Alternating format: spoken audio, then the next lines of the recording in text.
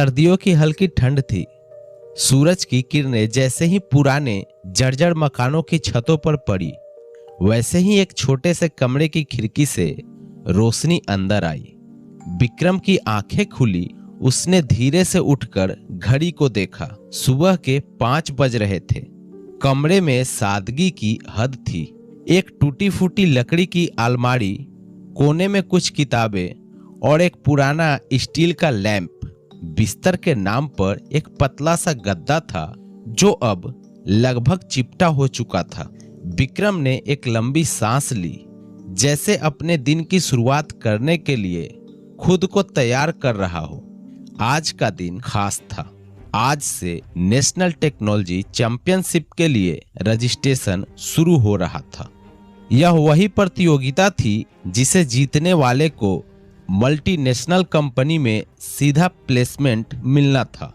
और विक्रम के लिए यह प्रतियोगिता सिर्फ एक परीक्षा नहीं थी, यह उसकी जिंदगी बदलने का अवसर था। लेकिन एक बड़ी समस्या थी, फीस, जो कि थी 10,000। विक्रम के पास कुल 127 रुपए ही थे। वह उठकर अपनी जेब टटोलता है। सिक्कों की खनखनाहट सुनाई देती है। फिर एक पुरानी डायरी खोलकर कुछ हिसाब लगाता है। 10,000 किसी भी हाल में जुटाने होंगे। ये सोचते हुए वो तैयार होके अपने कॉलेज को निकल जाता है। अरे देखो, हमारे कॉलेज का गरीब राजा आ गया। राहुल की आवाज कैंपस में गूंज उठी। कॉलेज के सबसे अमीर लड़कों में से एक राहुल हमेशा विक्रम को नीचा दिखाने का मौका ढूंढता था। उसके साथ खड़ी कशिश ने भी नकली हमदर्दी जताते हुए कहा, बेचारा कब तक इस घिसे पिटे जूते में घूमेगा। स्टूडेंट्स ठहाके लगाने लगे, लेकिन विक्रम ने कोई जवाब नहीं दिया। उसकी आंखों में गुस्सा नहीं था, बस एक अजीब सी धैर्य थी। अरे, मैंने सुना है कि तुम भी नेशनल टेक्नोलॉजी चैंपियनशिप में भाग ले रहे हो, राहुल ने व्यंग से पूछा। विक्रम ने हल्की मुस्कान के साथ कहा, हाँ। राहुल और कशिश हंस पड़े। 10,000 रुपए है तेरे पास? रास्ता निकाल लूंगा। राहुल के चेहरे पर शरारती मुस्कान आई। चलो देखते हैं गरीब लड़का कितने दिन में हार मानता है। कॉलेज खत्म होते ही विक्रम सीधे अपने रात के काम पर पहुंच गया। एक पुरानी फैक्ट्री में मजदूरी। शिफ्ट रात के 8 बजे से सुबह के 4 बजे तक थी। काम आसान नहीं था। लोहे के भारी गाटरों को उठाना, मशीन की तेज आवाज में काम करना और मालिक की डांट सहना। हर रात 8 घंटे की मेहनत के बाद उसे सिर्फ 300 रुपए ही मिलते थे।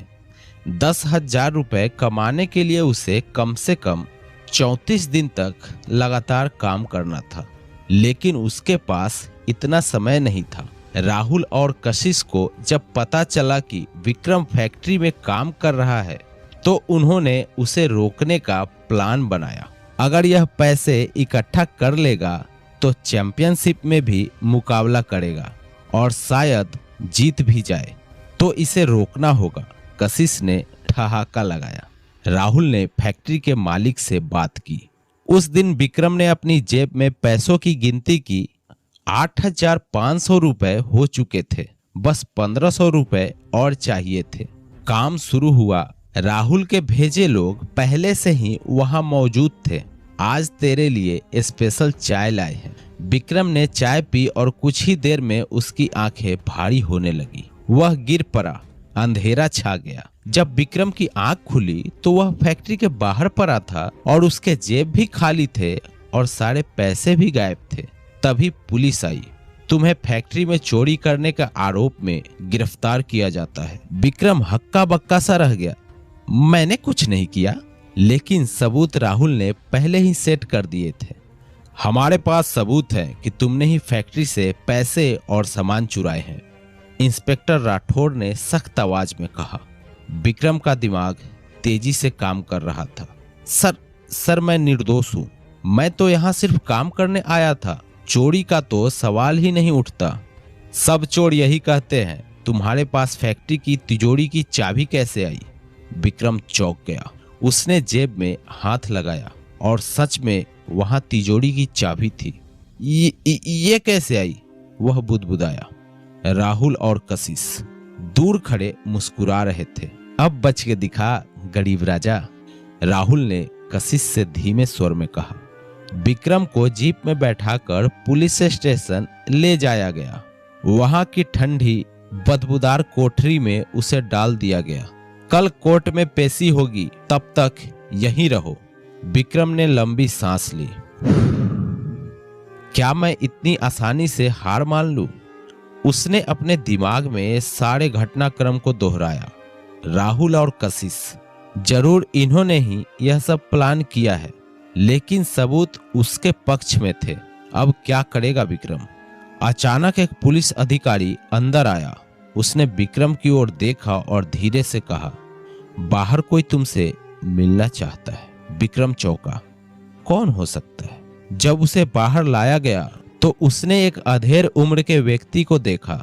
सफेद शर्ट, ब्लैक कोट और हाथ में ब्रीफकेस। मैं वकील अर्जुन मेहरा, मैं तुम्हारी मदद कर सकता हूं। पर आप क्यों? विक्रम ने कहा। बस इतना समझ लो, तुम्हारे खिलाफ साजिश हुई है। अगर तुम चाहो तो मैं तुम्हारा केस लड़ सकता हूं। अब विक्रम के पास तो कोई चारा था नहीं, तो उसने सिर हिला दिया।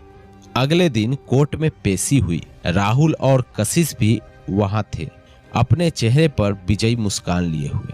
सरकारी वकील ने तर्क दिया, विक्रम के पास तिजोरी की चाबी थी और उसने ही आखिरी बार फैक्ट्री में काम किया था।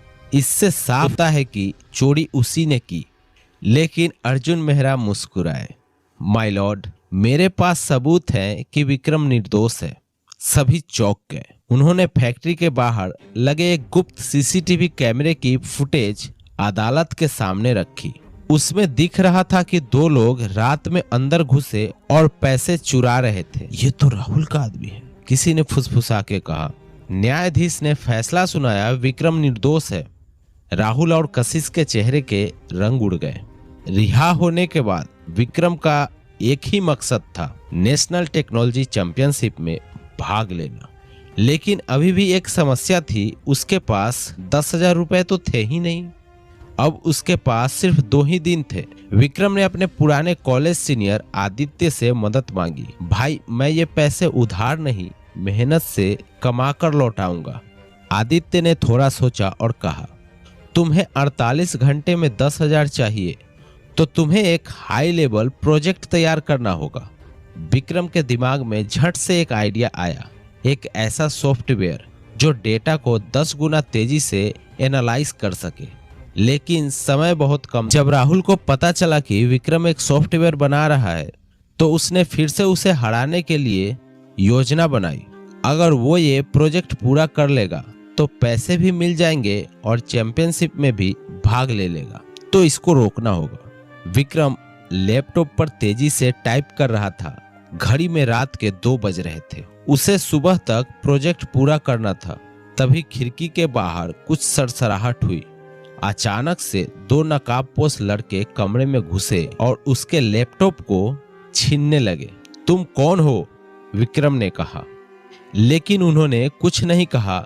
उनमें से एक ने विक्रम को धक्का दिया और लैपटॉप छीन के भागने लगे।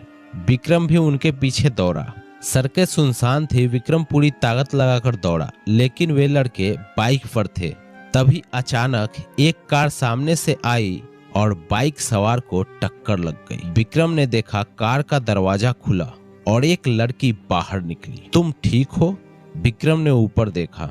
यह तो सान्या मल्होत्रा थी, कॉलेज की टॉप स्टूडेंट और बिजनेस टाइकून की बेटी। क्या विक्रम अपनी मंजिल तक पहुंच पाएगा? सान्या ने विक्रम को बचा लिया। लेकिन अब आगे क्या होगा? क्या विक्रम प्रोजेक्ट पूरा कर पाएगा या राहुल और कशिश फिर से कोई चाल चलेंगे? सान्या की इस कहानी में क्या भूमिका होगी? आपको क्या लगता है? क्या होंगे इन सभी सवालों के जवाब? हमें कमेंट करके बताएं और आगे की कहानी जानने के लिए सुनते रहे the hidden billionaire story man के साथ।